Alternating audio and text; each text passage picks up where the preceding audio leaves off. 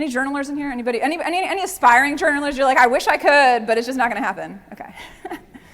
So these are questions we can use for self-reflection as well as asking feedback from other people. So what qualities or characteristics do I display when I'm being my most effective self as a leader, as a team member? So we think about that first word cloud we did. That's an example of how you show up when you're your most effective self.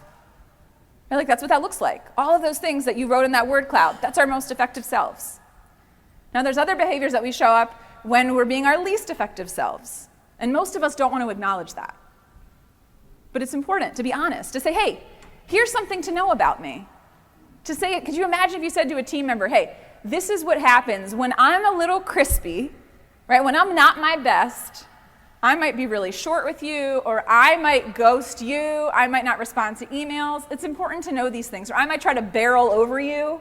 Anybody do that when you're like, nobody's doing what they're supposed to do, I'm just going to come in and take over? It's important for the people you work with to know that you have that as a tendency and that it's a reflection of you being not effective. So I was working with a team, a health system on the West Coast, and we were bringing their team together for a series of exercises to help them connect and get to know each other. And we asked them that question about, we asked them that, let's do the questions again. We asked them that question about what shows up when you're your most effective and what shows up when you're your least effective. And so some of the questions, of those most effective questions, were, again, reflected in that initial word cloud. The least effective, see if any of these are relatable for you. People said, when I'm my least effective self, I'm tired, I'm rushed, overwhelmed, I'm just a giant expletive. Maybe sometimes you feel that way, like there are no words, it's just all the punctuation.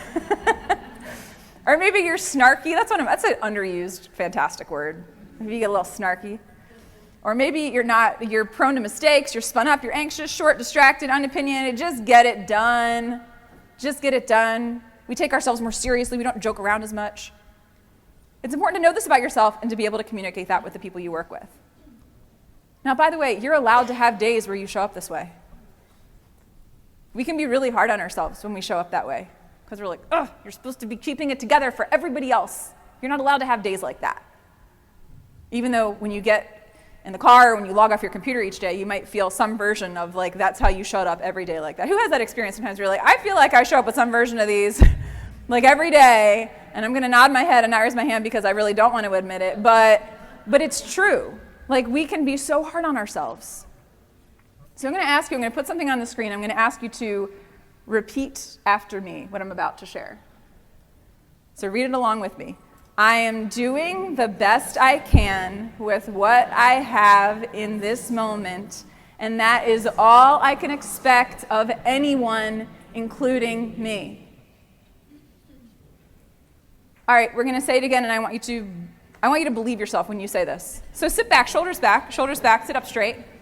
This is what self-compassion sounds like, by the way. If we were to put this in a phrase, this is what it sounds like.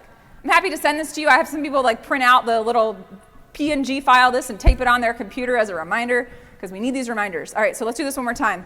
I am doing the best I can with what I have in this moment, and that is all I can expect of anyone, including me.